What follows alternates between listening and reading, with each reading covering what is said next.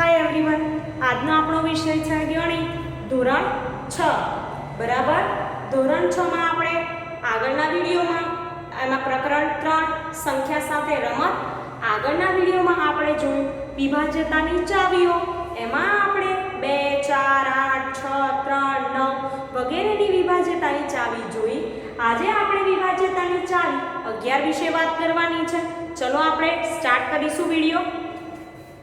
જવાબ 3081331 અને 61809 ને 11 વડે ભાગી શકાય. હવે 11 ની વિભાજ્યતાની ચાવી શું કહે છે? તમે 2 4 6 એ બધી ચાવી યાદ રાખી દીધી. 11 ની વિભાજ્યતાની ચાવીમાં એવું કીધું છે કે સંખ્યા આપી છે 308 1331 61809. શું આ સંખ્યાને 11 વડે ભાગી શકાય? એ વિભાજ્ય છે એવું કીધું છે. ચલો જોઈએ કેવી રીતે તે સમજવાનો પ્રયત્ન કરીએ. સંખ્યા 308 માં જમણી બાજુથી એકી સ્થાન પર આવેલા અંકોનો સરવાળો કરીશું. કઈ બાજુ જવાનું છે? જમણી બાજુ. યાદ રાખજો, અંકોનો સરવાળો જમણી બાજુથી કયા સ્થાન પર? એકી સ્થાન પર. જે 8 + 3 = 11 છે. હવે એકી સ્થાનમાં જોઈએ 1 2 ને 3, પહેલું અને ત્રીજું બરાબર. તો 8 અને 3 છે. જમણી બાજુથી શરૂઆત કરી પાછળથી 8 અને 3 એનો સરવાળો કેટલો થાય? 11. હવે જમણી બાજુથી બેકી સ્થાન પર આવેલા અંકોનો સરવાળો કરીશું જે 0 છે. હવે ફરીથી જમણી બાજુથી શરૂઆત કરવાની પાછળથી, પણ કેવી સંખ્યા? બેકી સ્થાન પર હોય તેવી સંખ્યા. તો બેકી સ્થાન પર કઈ સંખ્યા? 1 2 ને 3, બે સ્થાન પર છે 0. તો અહીંયા 0 મૂકીશું આપણે. બંનેનો તફાવત શોધવાનો હવે છે. એકી સ્થાન અને બેકી સ્થાન પરના અંકોનો તફાવત લઈશું જે 11 - 0 = 11.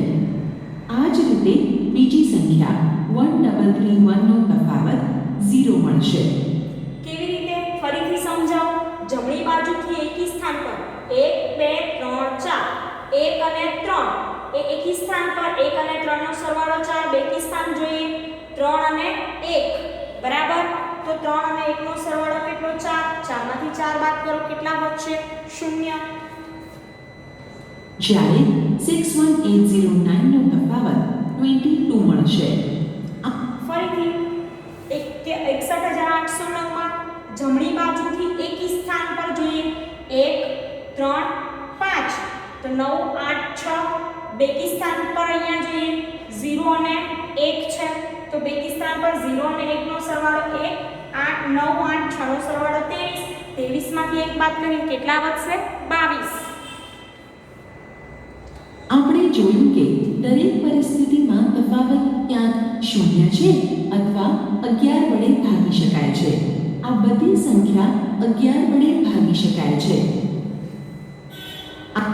હવે આ સંખ્યા કેવી હતી? 11 છે. 0 ને 22 એ 11 વડે વિભાજ્ય સંખ્યા છે.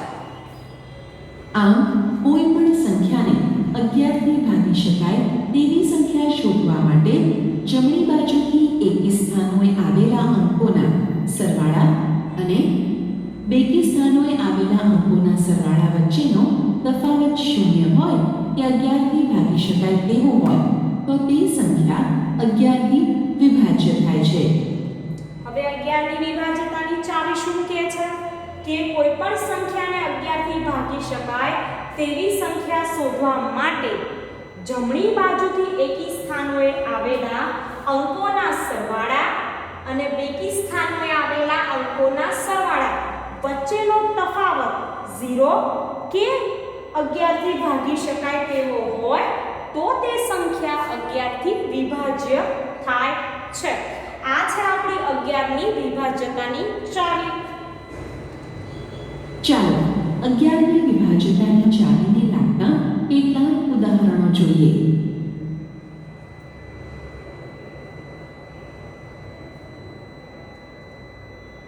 ઉદાહરણ: વિભાજ્યતાની ચાવીનો ઉપયોગ કરીને નીચેનામાંથી કઈ સંખ્યા 11 વડે વિભાજ્ય છે તે નક્કી કરો. A 5445 B 10824, C 7138965, D 70169308, E 1000001. Okay. A 5445. 11ની વિભાજ્યતાની ચાવી મુજબ સંખ્યા 5445માં જમણી બાજુથી એકી સ્થાન પર આવેલા અંકોનો સરવાળો કરીશું, જે 5 + 4 = 9 છે. હવે જમણી બાજુથી બેકી સ્થાન પર આવેલા અંકોનો સરવાળો કરીશું, જે 4 + 5 = 9 છે. હવે એકી સ્થાન અને બેકી સ્થાન પર આવેલા અંકોનો તફાવત લઈશું, જે 9 - 9 = 0 છે.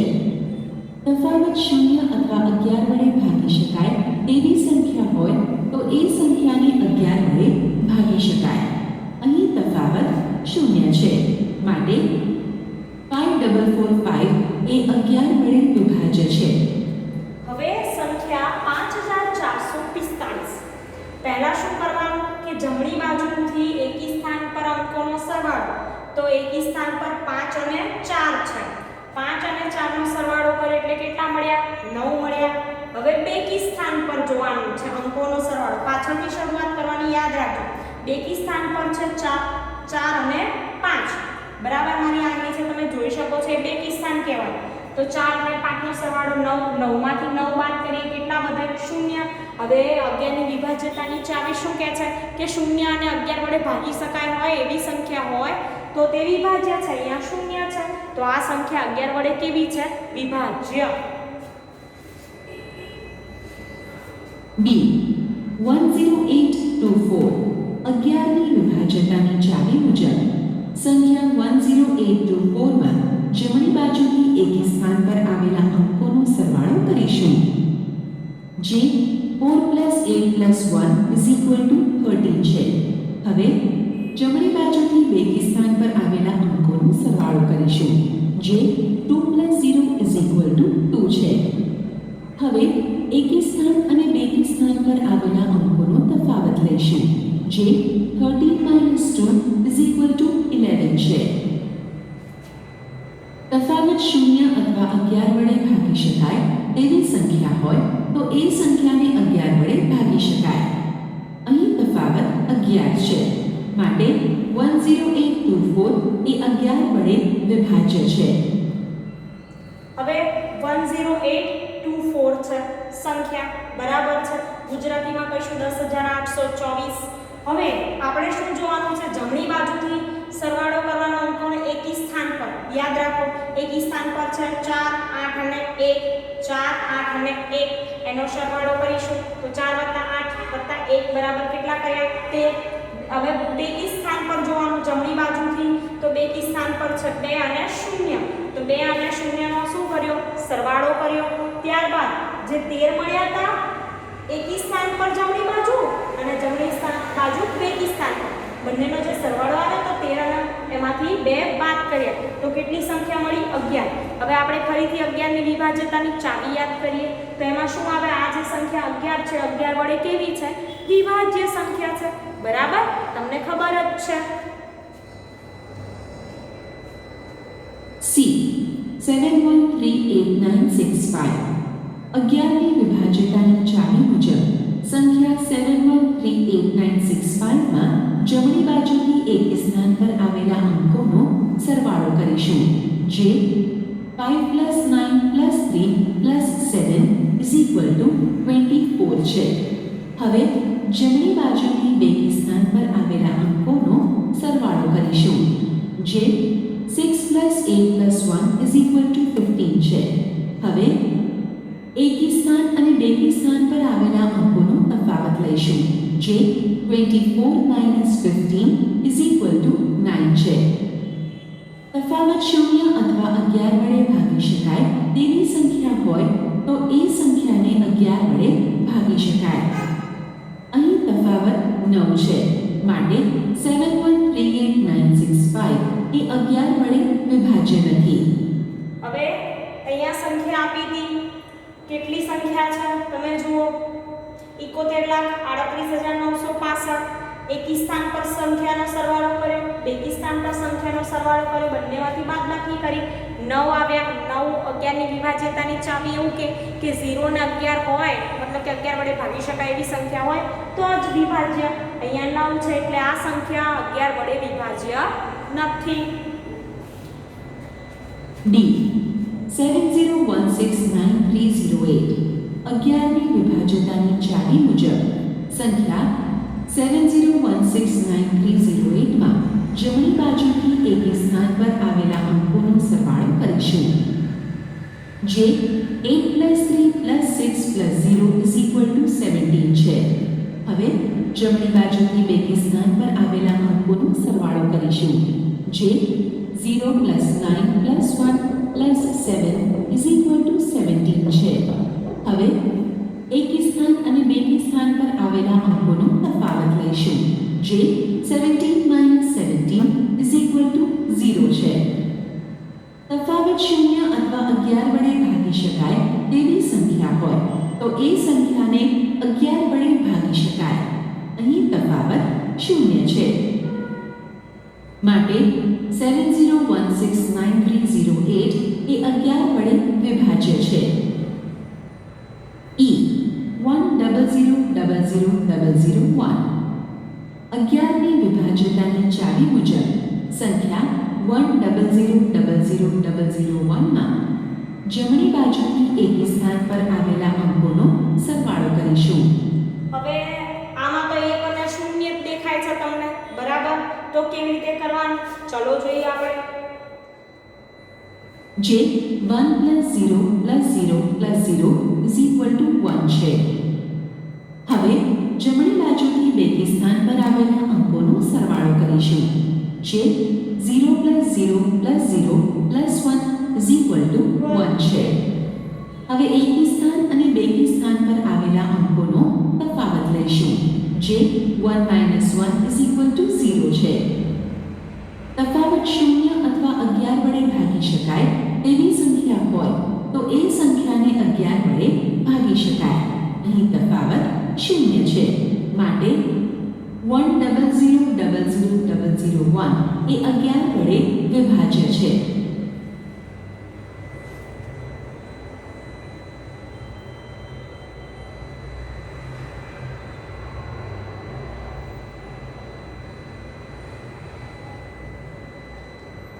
હવે તમે વિભાજ્યતાની ચાવીનો ઉપયોગ કરી નીચેની કઈ સંખ્યા 2 વડે, 3 વડે, 5 વડે, 6 વડે ને 8 વડે, 9 વડે, 10 વડે ને 11 વડે વિભાજ્ય છે તે નક્કી કરો. 128 990 છે. આ બધી સંખ્યાને તમે જુઓ કે 2 વડે ભાગી શકાય. હવે 128 ની વાત કરો. 128 પાછળ એકમનો અંક 8 એટલે 2 વડે શું થાય? ભાગી શકાય, બરાબર? એવી રીતે 3 4 3 માટે શું કરવાનું? સંખ્યાનો સરવાળો કરવાનો. 6 માટે શું કરવાનું? 2 3 વડે ભાગી શકાય તો 6 વડે ભાગી શકાય. 5 માટે એકમનો અંક 5 હોવો જોઈએ. પછી 8 માટે આપણે શું જોતા હતા? એકમ, દશક અને 100 બે અંક જોતા હતા. 4 માટે એકમ અને દશક વડે અંક જોતા હતા. 9 માં શું જોતા હતા? તો એકમનો અંક પાછળ 9 એટલે કે કેવું કે 9 વડે જો કોઈ સંખ્યા વિભાજ્ય હોય, બરાબર છે, તો અવયવી હોય તો 9 વડે વિભાજ્ય બની શકે સરવાળો. એ સંખ્યાનો સરવાળો કરી અને 9 વડે જો ભાગી શકાય તો એ સંખ્યા વિભાજ્ય. 10 માં આપણે જોતા હતા કે 0 હોય, 5 હોય તો પણ એને ભાગી શકાય. 11 માં આપણે છેલ્લે વિભાજ્યતાની 11 ની ચાવી શું જોઈ? તો 11 ની વિભાજ્યતાની ચાવી એવી હતી, જમણી બાજુના અંકોનો એકી સ્થાનનો સરવાળો, જમણી બાજુથી બેકી સ્થાન પર જે અંકો હોય એનો સરવાળો, બંનેનો તફાવત લેવાનો અને જો એ 0 કે 11 વડે ભાગી શકાય એવો હોય તો એ સંખ્યા 11 વડે કેવી કહેવાય? વિભાજ્ય છે એમ કહેવાય. હવે અહીંયા નીચે આપણી દરેક સંખ્યાની દરેક ખાલી જગ્યામાં સૌથી નાનો સૌથી મોટો અંક લખો કે જે સંખ્યાને 3 વડે ભાગી શકાય. તો આપણે વિચારવાનું છે કે કઈ સંખ્યા લખાય.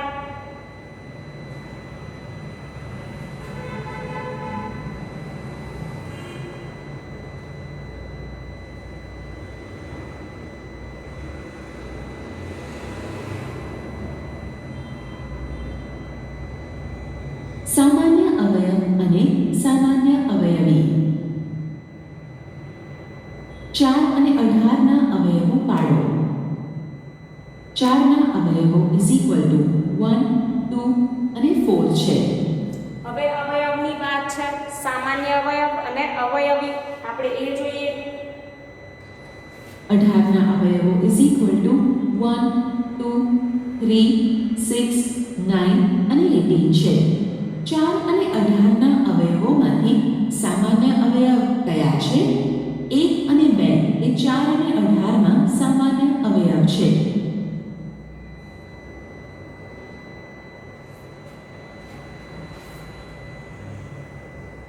ઉદાહરણ 4 12 અને 16 નો સામાન્ય અવયવ શોધો. હવે અહીંયા ઉદાહરણ આપ્યું છે કે 4 12 અને 16 ના સામાન્ય અવયવ શોધવાના છે. આપણે શોધીશું. ઉકેલ 4 ના અવયવો ઇઝ ઇક્વલ ટુ 1 2 અને 4 છે. 12 ના અવયવો ઇઝ ઇક્વલ ટુ 1 2 3 4 6 અને 12 છે. 16 ના અવયવો ઇઝ ઇક્વલ ટુ 1 2 4 8 અને 16 છે. માટે 4 12 અને 16 ના સામાન્ય અવયવો 1 2 અને 4 છે.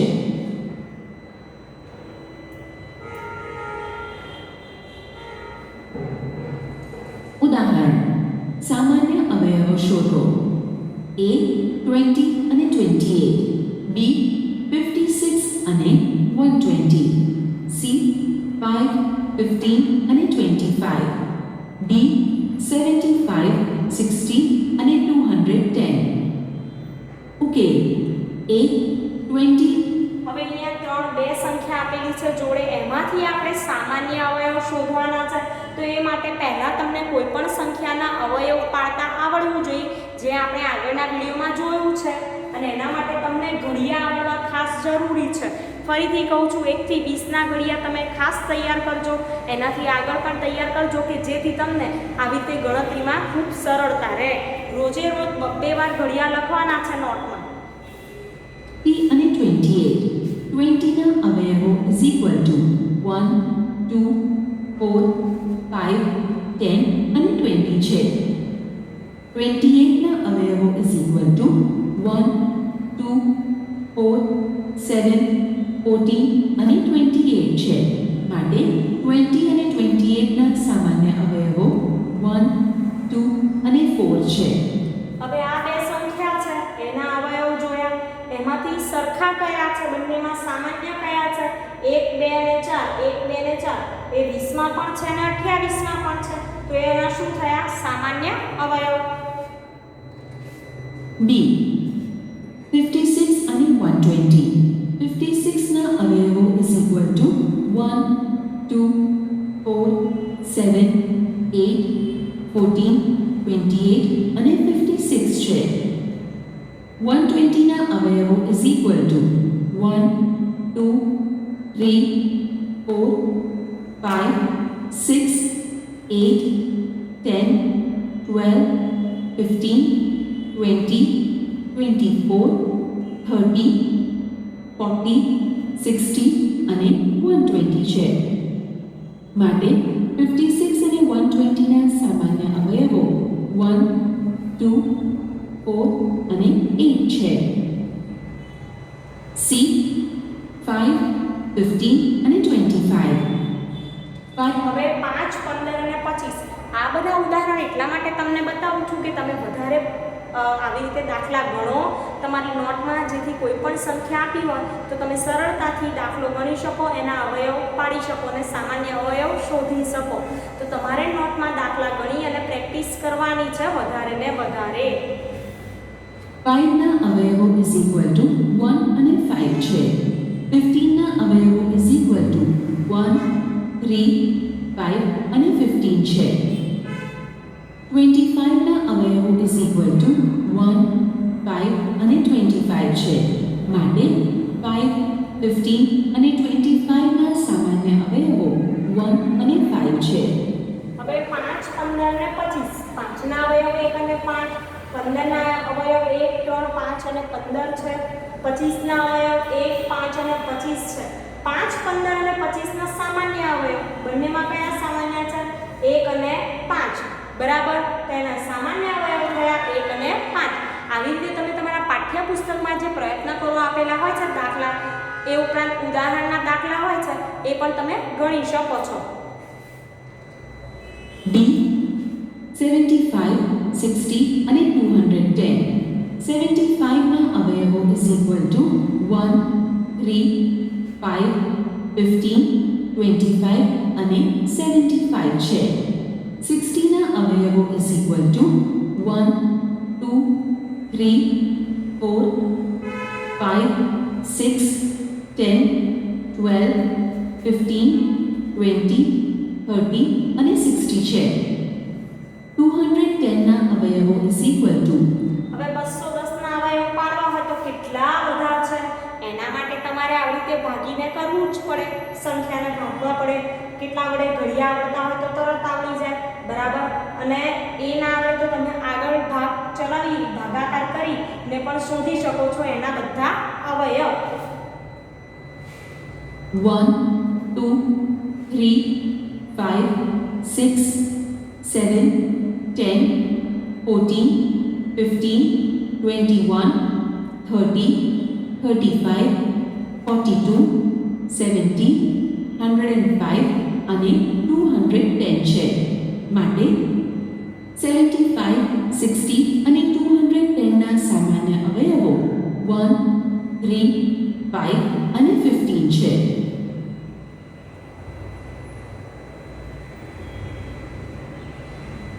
સહવિભાજ્ય.